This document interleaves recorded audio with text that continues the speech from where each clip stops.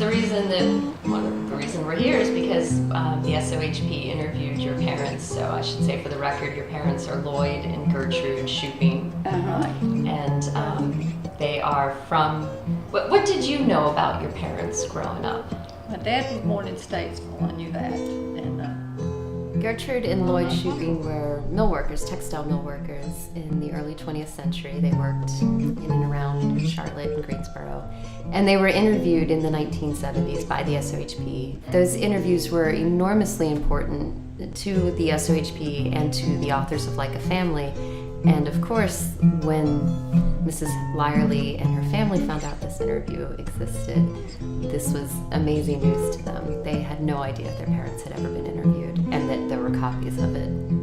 I picked up the tape, and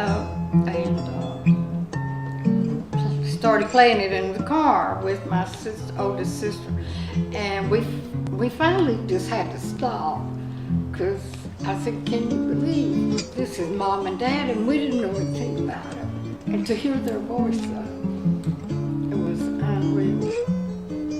I am so grateful to this organization for that. It has meant everything to us. These interviews, these voices, they're not just important to the Southern Oral History Program and to scholars and researchers.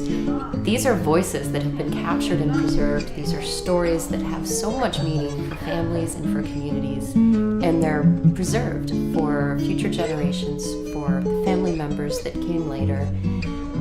And talking with Mrs. Lyerly and getting her thank you card just crystallized it so perfectly, what these voices that the SOHP has collected and preserved, what they mean to people. You knew when you heard the recordings, you knew their voices.